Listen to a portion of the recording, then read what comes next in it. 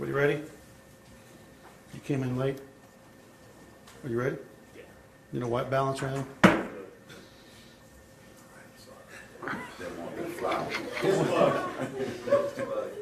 I tell you this, that fly was actually a very special friend. Remember, I'm from Austin. We don't kill God's creatures. Well, good morning. You know, you got to use humor because you got a choice in life. You can laugh at moments like this where, as a person that has dedicated my entire adult life, and had a guy on Twitter telling me a few minutes ago that, you know, stick to crime fighting. Well, you know what? After 31 years of crime fighting, if I don't have a right to speak out on matters that are absolutely detrimental to the tradition of crime fighting at the Houston Police Department, the tradition of crime fighting across this country, the fact that this law enforcement community, the law enforcement community throughout the United States, which is an imperfect community, but it's a community of peace officers that have achieved historical lows as it relates to violent crime. And if you ask police chiefs across this country how we've achieved those historical lows, despite the fact that we are understaffed in many cities, despite the fact that we are under-resourced, they will tell you that it has been our decades-long commitment to community policing that has resulted in some of the safest results for the people of this country. So today we're going to talk a little bit. I've been on the phone with my colleagues across this state in the major cities. We're going to talk about SB 4 and what occurred in the legislature last night. Now, first, let me just say, as a Texan, as an American, as a human being, I was kind of embarrassed watching on television when I see a lot of laughter when we're talking about what some may see a debate on immigration enforcement, but what we see on the front lines, a debate about public safety. One of the things that I've learned to admire very quickly about President Trump that just got into office as he wages war against our enemies overseas and around the world is that he is relying on his generals, his admirals, men and women that have made a life out of keeping our nation safe. Well, today, myself and other police chiefs around the state are going to call upon the legislature, the governor, and the lieutenant governor that on balance represent the party that's supposed to be about law and order to listen to your police chiefs, who are in essence your generals across this state that are tasked with keeping the people of Texas safe. Before I forget, I want to say that I'm glad and thankful that I worked for a mayor in Sylvester Turner and a city council that aren't focused on being an R or being a D. They're focused, and their direction to me is, Chief, you do what you need to do to keep Houston safe. You do what you need to do as my subject matter expert, along with your executive team, your command staff, and more importantly, the heroic men and women on the front lines throughout the city of Houston. You do what you need to do to keep Houston safe. And I can tell you without a doubt that if SB 4, and I believe it's Mr. Schaefer's amendment, that now takes a bad policy and make it even worse, that goes from point of arrest to now just point of detention, if that does not get removed in committee or does not get vetoed by the governor of this state, who was our former attorney general and someone that we hold near and dear to our hearts as police officers, if they don't remove that language, which in essence takes away the ability of police chiefs to focus their very limited resources on what matters most, which is life and property, we're going to have some negative consequences in this community. Let me make it real clear. We're not here saying that securing our borders isn't important. We believe it's important. We're not here saying that criminal immigrants that are out here committing crimes, robbing people, doing drive-by shootings, engaging in human trafficking, we shouldn't go after them aggressively like we do every day. What we're here today to say is this.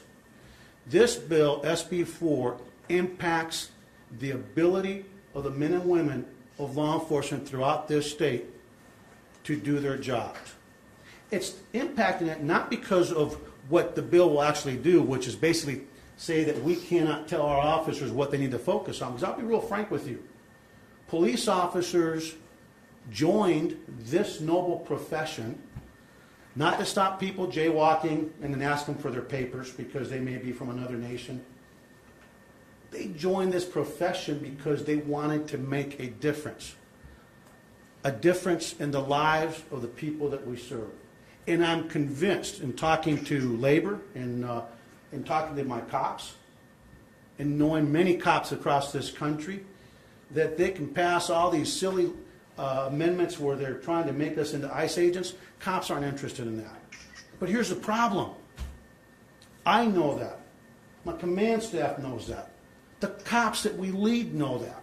But the perception that we're going to create by having this kind of legislation is going to have a tremendously chilling effect on the immigrant community. Now, for those that think that that doesn't matter to blue-blooded Americans, blonde hair, blue eyes, any American that's here legally or that's a natural-born citizen, if you don't think that that has an impact on your safety, you're sadly mistaken. Because anytime a person who is a victim of a crime or a witness to a crime feels that they cannot come forward and contact law enforcement to say, I just saw a child kidnapped at a bus stop. I know where people that are being trafficked are being held. I know where MS-13, which is an absolute scourge in this society, has their crash pad. If we create the perception or an environment where people will not step forward, we are in deep trouble. And so let's be real clear. We've got a president that gets it as he fights to keep the American people safe overseas, who is relying on his generals and admirals to figure out the strategy. And we're calling on our legislature, if their goal is truly the safety of the people of Texas, to not turn a deaf ear to the subject matter experts. I'm here today representing the Houston Police Department, my mayor, my council, the people we lead. I'm also here representing the Texas Police Chiefs Association, in which I'm a board member, and I'm here representing police chiefs throughout Texas. And I'm also here in my capacity as the first vice president of major city chiefs. And if you look at our position paper on this issue of immigration enforcement, we are all pretty much lockstep. So the public safety experts have spoken time and again. We cannot back away from 30 years of community policing that has had some tremendously positive effects on the collective safety of the American people for political gain. Now, some will say, oh, Chief, you're being political by weighing in. And my response to that is no. I am carrying out my sworn duty and my moral duty to speak out on matters of public safety. And I've said it again before, and I'll say it again now. I'm not here to keep a job. I'm here to do it. And I'm very grateful and thankful that I work for a mayor and council that understands that their subject matter experts, what they have to say matters. We didn't dedicate our entire adult life to policing, watching our partners giving their lives, going to funerals. Next month is the memorial that we'll be having here. Monday we'll be in Austin at the State Memorial. And later on this month, we'll have the National Memorial. Just say that the efforts, the sacrifice of this profession should be ignored, and that what we say should be ignored.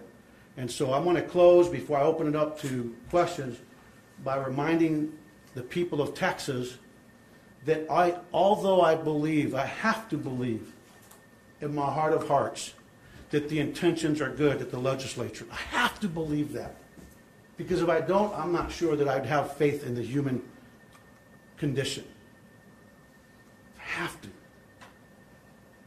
But I'm here to tell the people of Texas on behalf of our colleagues across the state that are here to keep you safe, that what may be well-intentioned will not have a positive impact on the collective safety of Texans. If illegal immigration is your number one goal, to get rid of illegal immigrants, leave the police out of it. You don't need us. Make it so if you catch a person, a business with an illegal immigrant, undocumented immigrant, make them close their doors the first time for 1 week. The next time you catch that same business, make them close their doors for a month. See, but that's not going to happen. You know why? Because that policy is about politics and not about safety. And that's what really upsets us in law enforcement, because this is going to have real-world impact on the safety of Texans. And that's why we're here. The call for the legislature to put politics aside, to put primary politics aside and elections aside, and to put the collective safety of the people that they are sworn to protect, that we are sworn to protect, and policies that achieve those goals first, and politics and elections second. So with that, I want to just remind the communities of faith about the book of Exodus in the Bible. We go to Sunday, we learn about loving thy neighbor, taking care of those that are afflicted, and then on Monday we go out and we demonize people. The book of Exodus teaches us that the very first immigrants, the very first migrants in the history of humanity were delivered across the desert out of Egypt by God. So as you go in and you decide how you're going to weigh in with the members of the legislature on this issue, and you consider yourself a person of faith, I call upon you to start reading Scripture.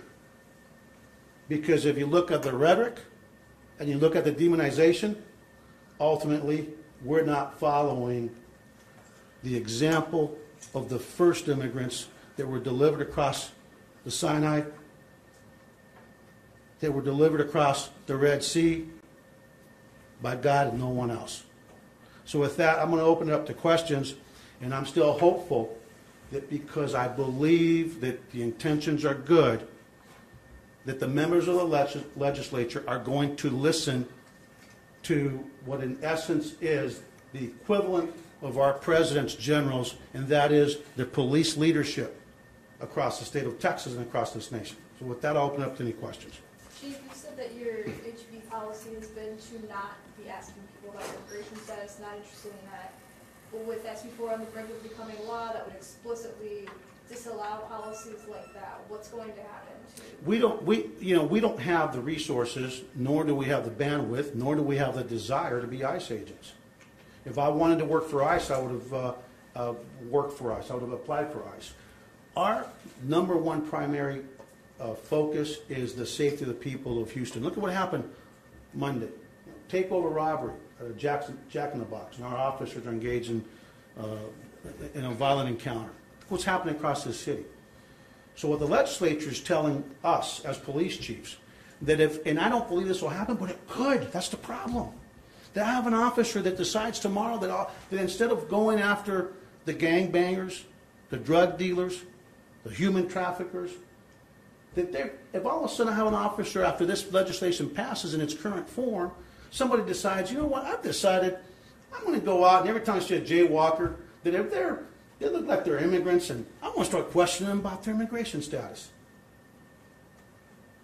That's what they're saying, that I can't tell that officer, no, partner, you're a member of the Houston Police Department. You see that down there in Sunnyside where we're having problems, where our community is living in fear because of some of the problems, or the 5th Ward or the 3rd Ward, you're going to go fight crime there. What's going to happen when an officer decides I want to go harass day laborers at the Home Depot? I will lose my ability and my authority to direct their workload. And I want these people that are supporting taking away my right to run this department, my authority to run this department, to come and invite me to a meeting and tell me to my face that taking away my ability to direct the workload of this police department is in the best interest of public safety. Because it isn't. We know through data, we know through intelligence what the risks are to our community. And we don't care if those people that create the risk, we don't care if they're foreign born, we don't care if they're white, we don't care if they're black, we don't care if they're Muslim, we don't care if they're Christian, we don't care if they're documented, we don't care if they're undocumented. We're going to come after them with a laser focus. But what this legislation does is say to me and to my team that we don't have the authority to keep our people focused on criminals. So if all of a sudden I have a police officer decides, hey, I'm just going to go play be ICE agent all day and then go harass cooks and nannies and, oh, there's a guy with a gardener. Well, you know, the perception is that a lot of gardeners are undocumented immigrants, so let me find a reason to stop them and start asking them about their papers. Explain to me when I lose my authority to tell those officers they can't do that, how does that enhance public safety? And tell me with a straight face. I know there's a lot of joking on the floor yesterday. Tell me that with a straight face. Chief, regarding the latest version of the House bill, what are the details that concern you the most, the nuances? Because you were referencing before, I believe, location of arrest or detention, and I know there's nuances there. So can you explain this? Look, let's be real clear. I don't even in the advocacy communities, when a violent criminal, that whether they're documented or undocumented, gets apprehended by any police department, there is nobody on this planet or in this country that should say, "Oh, we shouldn't deport them" or "We shouldn't hold them accountable." And there's nobody in law enforcement that says that. The problem is that what they want is for us, instead of focusing on the people that we're arresting, is they want to take away my ability to tell my cops to be focusing on those people regardless of their immigration status, and take away my right in instances where an officer might decide that they want to just become ICE agents, go around harassing people solely based on their immigration status, that I can't do anything with that. So once somebody's arrested, understand something. We already cooperate with ICE. We already have detainers that we honor. As a matter of fact, when we arrest people, we already inquire as to their nation of origin, because there are treaties around the world that when a government seizes a foreign national and takes them into custody, notifications must be made. So you see, most of the stuff that's going on is already happening. But this theater that's going on is going to kill us in perception. Now, I want you all to reach out to Rice. Now, last time I checked, the Kinder Institute for Urban Research at Rice University, which is an Ivy League quality school, has done research, done surveys that completely speak as to the harm that is going to be done to public safety when we diminish the trust of the people that live and work in our community. So I would encourage you to visit with Dr. Kleinberg, Stephen Kleinberg at Rice. So you see, academic studies will show this is bad policy. Subject matter experts will show this is bad policy. And yet we're pursuing policy that is almost universally, from people that understand the issues and study it, conclude as bad policy. So when you're pursuing bad policy, I think that that's clearly against the best interests of the people we serve. What else? Chief, you started out the press conference talking about how over the past decade or so, HPD Several decades. significantly reduced crime. We've seen from politicians such as Governor Greg Abbott, who even when he was here in Houston, perhaps misstated some statistics about violent crime in Houston. He just listed violent crimes and invoked even immigration status. Would you say that there's been a false narrative at all that's been perpetuated in order to build support for laws like SB4? Well, it is an erroneous narrative because, again, I have to assume that the intentions are good. And I will say it's erroneous because study after study after study has determined that undocumented immigrants are underrepresented in terms of people that commit criminal offenses, which means violent crime or property crime. Which means that the vast majority of those people are here to do what we all came here to do, seek a better life, an honest living, right? The data's there. So I will just say, I'll give people the benefit of the doubt and say it's an erroneous statements. But the American people are smart. I think that if they start doing their own research, and I think Google's a beautiful thing, they can find the studies themselves.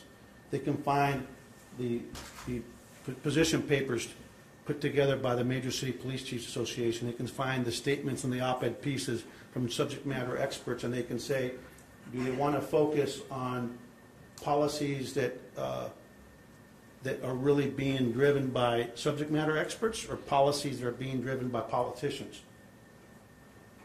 This is my life's work, okay? I mean, I quit law school to be a cop, and I've never looked back. And for those that say I can't speak on this, sorry, this is a matter of public safety. I'm not talking about health and human services. I'm not talking about, any other thing, but on matters of public safety, until the day I die, I will speak on it because it's a moral, and I believe, and it's a moral obligation. It's a professional obligation. Anything else in English? Because and then I'm going to go to Spanish, and I'm going to get out of here. Yeah, Chief. What kind of effect would this have on Houston and as far as enforcement? Well, here's the deal for us, and I'm going to be able to say this till my face turns blue. Most of our cops, they have no interest in being ICE agents and just stopping and going after people that, but for their immigration status, are productive members of society. But the perception that it's going to create, look, I just gave you guys some data last month, or earlier this month, that we've seen through the first 3 months of this year in Houston, Texas, a significant decrease in the number of crimes being reported by Hispanics. While at the same time, other groups, we see a little increase. That is not a good thing for all Texans. Because, see, somebody that victimizes that undocumented immigrant today is somebody that's going to victimize somebody else tomorrow. And then you mentioned MS-13, which the governor really talked about when he came over here with my partner, Steve McCraw, is a good friend. And guess who knows where MS-13 is located? And guess who's disproportionately the victims of MS-13? Undocumented immigrants. And if they fear coming to us, we're not going to be able to be as effective fighting MS-13. Do you understand what I'm saying? And so you see, when you use your intellect to analyze these issues, you can't help but conclude this is a bad policy. Anything else? Chief, this is an unrelated Quiero subject hacerlo todo una vez para hacer todo en inglés y todo en español y nos vamos. on Wendy Caldwell, the oldest cadet, and we're doing another story on that today. Would you mind answering that? Just what can people take from her, what does it say about law enforcement? And if you want to... About our oldest cadet? I just got an email and I'm responding to that. Okay, is that your editor? Let me just say this. I can tell you, I know her. I've talked to her. I've met her. She's going to come and sing again the next graduation. She didn't come back after that long she came back to be a crime fighter. She did not come back to be drawn into this political theater. She came back because she wanted to make a difference. And you know how we make a difference? Our patrol officers, in reality, they're going from call to call to call. They're not going to be harassing people that are jaywalking because they may be undocumented. That's the reality. But the perception matters. and the perception is going to kill community policing here and across our country. Okay, that's it for English. Let's go to Spanish. If you guys move along, we'll be good.